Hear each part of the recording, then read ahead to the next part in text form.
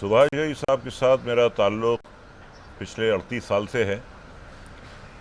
1969 में जब मैंने film and television institute join किया तो वहाँ इनसे मुलाकात हुई। ये मेरे सीनियर थे, ये पहले बैच के थे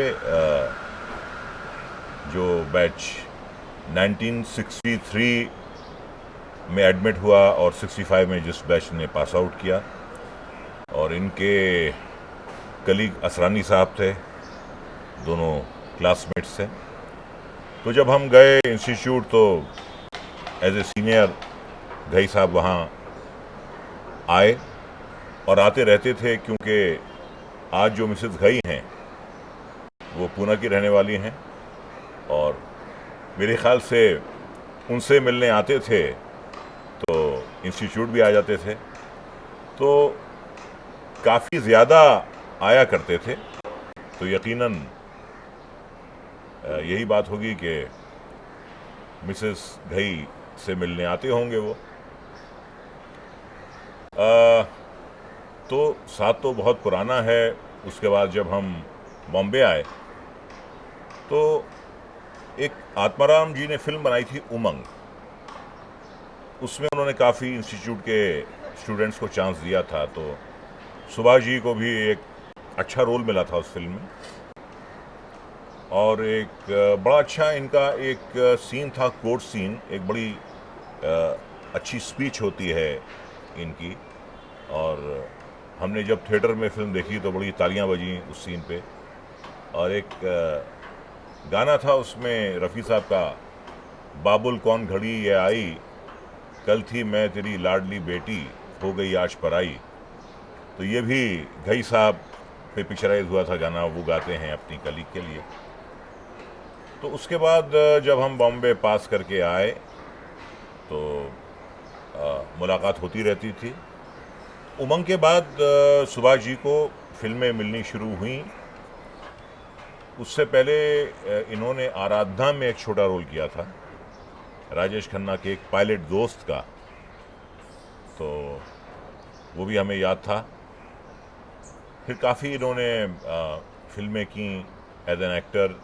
एक फिल्म का नाम भारत के शहीद था, एक का नाम ग्रहण था, एक का नाम दो बच्चे 10 हाथ था।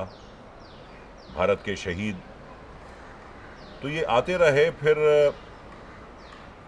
इन्होंने कलम हाथ में ले लिया, फिल्में लिखनी शुरू कर दी। तो एक टीम बनी थी घई भल्ला, ये दोनों साथ लिखते थे जैसे सलीम जावेद लिखते थे। तो बीबी भल्ला एक कॉमेडियन थे और सुभाष घई, तो दोनों ने अपनी टीम बनाई थी राइटर्स की, जिसका नाम घई भल्ला था। कर्ज एक बिल्कुल मुख्तलिफ किस्म की फिल्म थी, और जिस मास्टरी से उन्होंने इस फिल्म को हैंडल किया था, कर्ज के बाद सबको ये एहसास हुआ कि सुभाष घई जो हैं महज एक डायरेक्टर नहीं हैं, बल्कि डायरेक्टर होने के साथ साथ इन्हें राज कपूर साहब की तरह म्यूज़िक का सेंस बहुत है। तो वहाँ से इन्होंने नाम के साथ साथ एक इज्जत कमाई इस फिल्म से, खुसूसन जो आज भी कुछ लोग कहते हैं कि उनकी बेहतरीन फिल्म है आज तक की। तो यहाँ से सुभाष घई का एक बिल्कुल नया दौर शुरू हुआ, एक नई इनिंग शुरू हुई सुभाष घई की। माधुरी दीक्षित को इन्होंने री इंट्रोड्यूस किया। वो माधुरी दीक्षित, ये माधुरी दीक्षित नहीं थी जो बाद में बन गई, लेकिन उनकी नज़र थी। माधुरी से उन्होंने बात की, माधुरी को उन्होंने रीडिस्कवर किया और रीलॉन्च किया, and Madhuri became a superstar. I think it was all due to Subhash Ghai. मैं सुभाष घई के बारे में आपको एक ऐसी बात बताना चाहूँगा जो बहुत कम लोग जानते हैं, और जब लोगों को मालूम होगा तो बहुत बड़ा उनके लिए सरप्राइज़ होगा। पिछली सदी के सबसे बड़े शोमैन श्री राज कपूर और आज के शोमैन श्री सुभाष घई एक साथ एज एन एक्टर काम कर चुके हैं।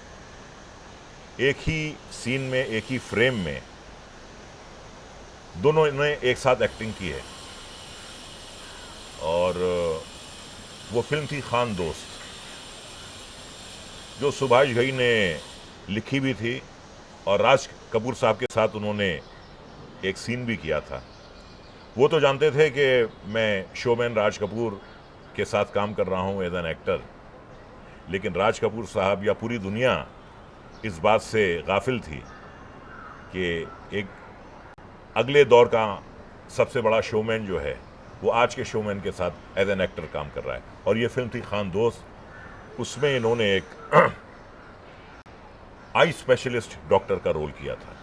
तो मैं समझता हूँ कि दर्शकों के लिए ये एक बिल्कुल नई बात होगी।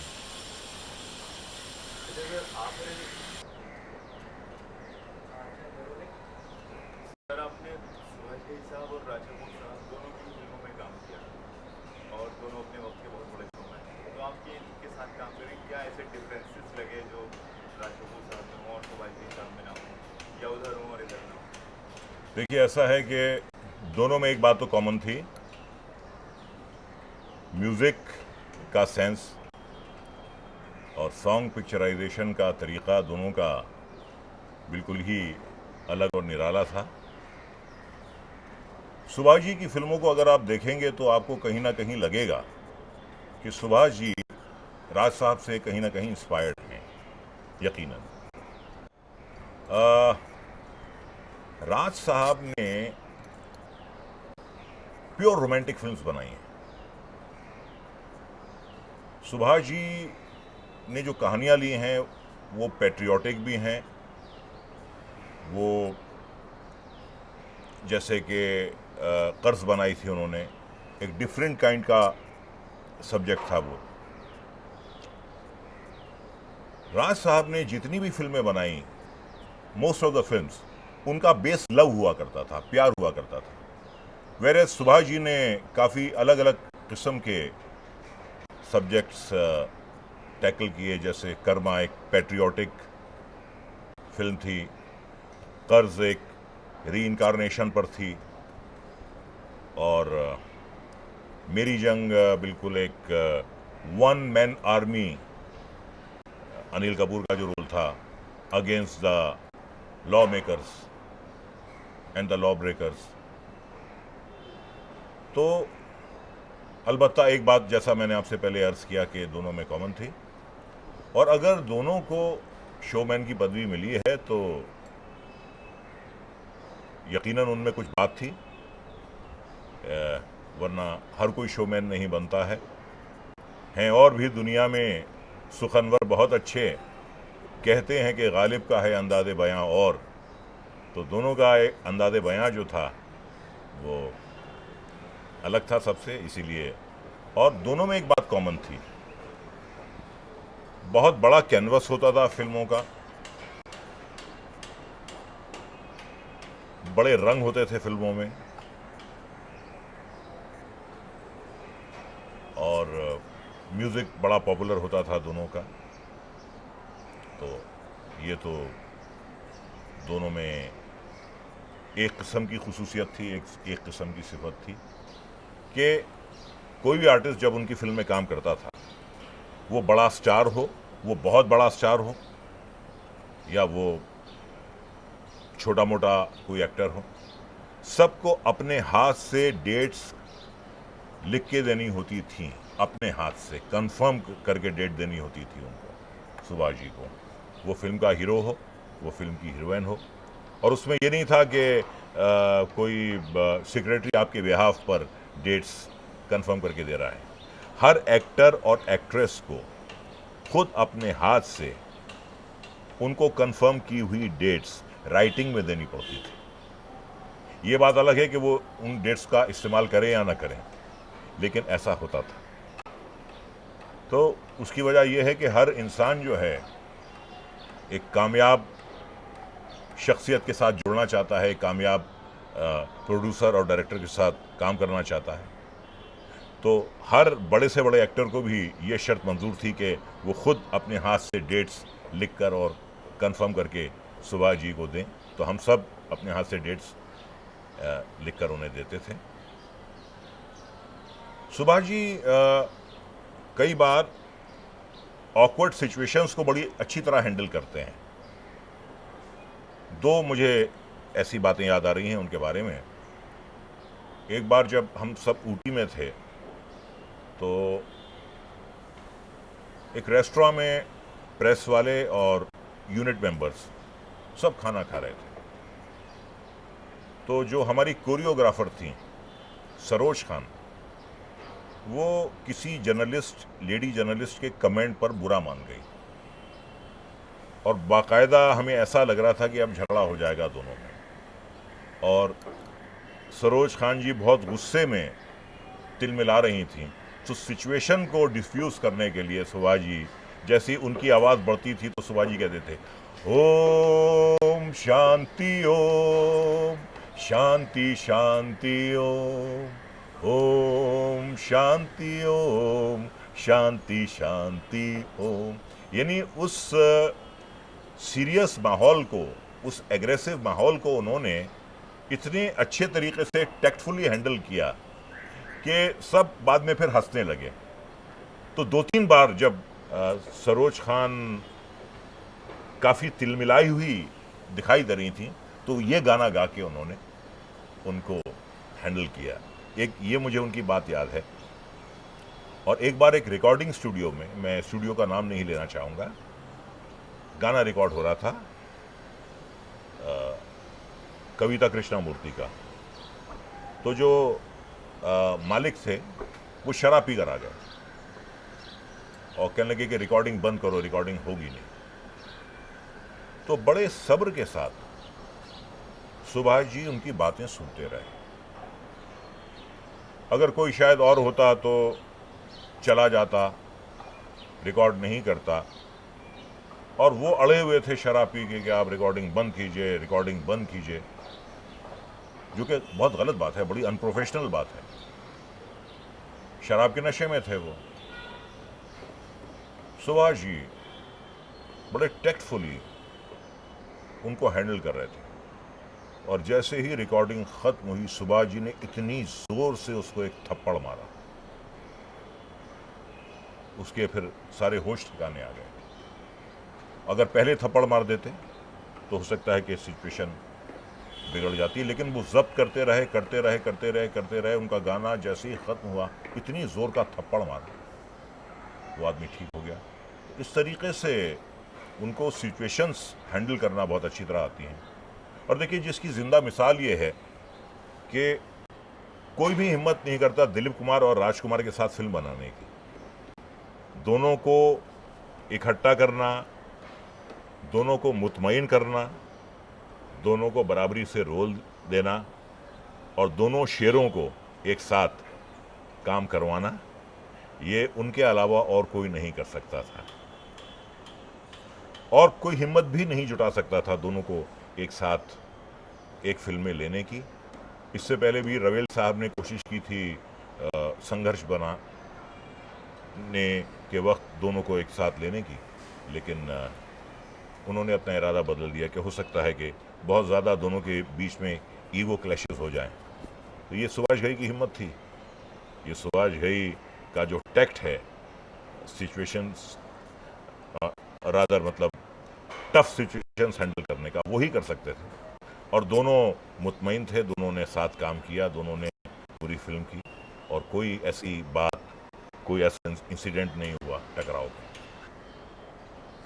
मैं उनके बारे में ये कहूँगा कि सुभाष घई जैसे किरदार, सुभाष घई जैसे हिम्मत वाले, सुभाष घई जैसे एडवेंचरस लोग रोज़ पैदा नहीं होते हैं। यही वजह है कि आज भी उनका नाम बहुत इज्जत से लिया जाता है। आज भी बड़े से बड़ा कलाकार उनके साथ काम करना चाहता है। उसकी वजह यह है कि वो बहुत ज़्यादा क्वालिटी कॉन्शियस हैं। उनका जो बैनर है मुक्ता आर्ट्स, ज़िंदगी में सबसे ज़्यादा मेरे ख्याल से अगर कोई चीज़ उनके लिए माने रखती है तो वो उनका मुक्ता आर्ट्स है। और यही वजह है कि फिल्म तो खैर बाद में लगती है, जब मुक्ता आर्ट्स की किसी फिल्म का मुहूर्त होता है तो ऐसे ग्रैंडर के साथ मुहूर्त शॉट लिया जाता है कि लोग ज़िंदगी भर कभी भूल नहीं पाते हैं। तो जैसा कि मैंने एक शेर पढ़ा था गालिब साहब का, वो बिल्कुल इन पे लागू होता है। वो फिल्म का मुहूर्त हो, वो फिल्म की शूटिंग हो, वो फिल्म का प्रीमियर हो, या वो फिल्म की म्यूज़िक लॉन्चिंग की पार्टी हो, उस पे एक हमेशा सुभाष घई का स्टैंप रहता है। मुझे याद है अच्छी तरह, लीला कैंपिंस्की में पार्टी रखी गई थी राम लखन के म्यूज़िक रिलीज़ की। तो कोई भी एक्टर अपने घर से वहाँ डायरेक्ट नहीं आया था। एक जगह मुकर्रर हुई थी कि सब यहाँ मिलेंगे और सब एक बस में सवार होके होटल तक जाएंगे। कितनी अच्छी बात है, एकता और अनेकता की बात है ये, कि सारे आर्टिस्ट एक जगह मिले, अपनी गाड़ियाँ उन्होंने वहाँ छोड़ी, सब बस में सवार हुए और सब के सब एक ही बस में, जैसे एक क्रिकेट टीम जाती है एक बस में, इस तरीके से हम लोग सब लीला कैंपिंस्की पहुँचे। और जब हम वहाँ पहुँचे तो जैसे आम पार्टियाँ होती हैं उससे वो बिल्कुल मुख्तलिफ थी। वहाँ पे टेबल्स सजे हुए थे और हर टेबल पे बैठने वाले का नाम पहले से ही, सिटिंग अरेंजमेंट्स पहले से ही वहाँ पे हुआ था। सारे आर्टिस्टों के नाम कि कौन किस टेबल पर बैठेगा, सारे मेहमानों के नाम कौन कहाँ बैठेगा। बड़ा अच्छा अरेंजमेंट था जो मैंने पहली बार देखा। और जब हम, हाँ, एक वाक़या मुझे और याद आ रहा है उनके बारे में। इत्तेफाकन मेरी उनसे मुलाकात हो गई भोपाल में। वो किसी फंक्शन के सिलसिले में आए थे और जिस होटल में वो ठहरे थे, इत्तेफाक से मैं भी वहाँ डिनर लेने के लिए गया, तो इत्तेफाक से मेरी उनकी मुलाकात हो गई। तो मुझसे कहने लगे, भाई रज़ा तुम जानते हो इस शहर को? तो मैंने कहा हाँ, मैं तो बहुत रह चुका हूँ, मेरा अपना शहर है ये।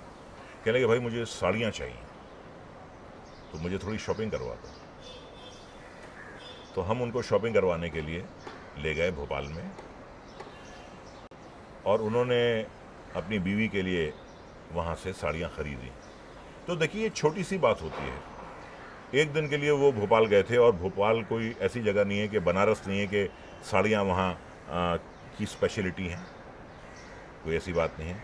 फिर भी एक थॉटफुलनेस होती है एज ए हस्बैंड कि आप अगर एक शहर गए हैं एक दिन के लिए भी, तो आप अपनी बीवी के लिए वहाँ से कुछ ना कुछ ख़रीद कर ले जा रहे हैं। तो मुझे उनकी ये बात बहुत अच्छी लगी, मुझे बड़ी कद्र हुई इस बात की कि अपनी बीवी का वो इतना ख्याल रखते हैं। अगर आप गौर करें तो 70s और 80s में जितने भी बड़े फिल्म मेकर्स हैं, सब ने अमिताभ बच्चन के साथ फिल्में बनाई। और कुछ लोगों का जो करियर ग्राफ है, अगर वो ऊंचा हुआ है तो उसमें अमिताभ बच्चन का भी एक कंट्रीब्यूशन है।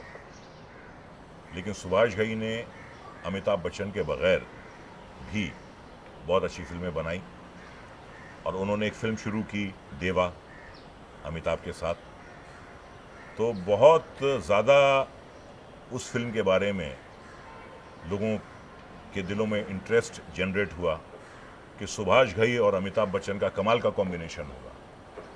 उसका मुहूर्त भी हुआ उस फिल्म का, उसकी शूटिंग भी हुई। और एक दिन सुभाष जी को लगा कि मुझे ये फिल्म नहीं बनानी चाहिए, तो उन्होंने अपनी आत्मा की आवाज़ सुनकर उस पिक्चर को स्क्रैप कर दिया। चाहते तो वो बना लेते, नहीं बनाई। तो देखिए, हर आदमी ये नहीं कर सकता, हर आदमी में इतने गट्स नहीं हो सकते जो उन्होंने ये करके दिखाया कि अमिताभ बच्चन स्टारर फिल्म को उन्होंने हाफ वे स्क्रैप कर दिया। कितनी बड़ी बात है। लेकिन अगर वो फिल्म बनती तो वो भी एक, मैं समझता हूँ कि यादगार फिल्म होती।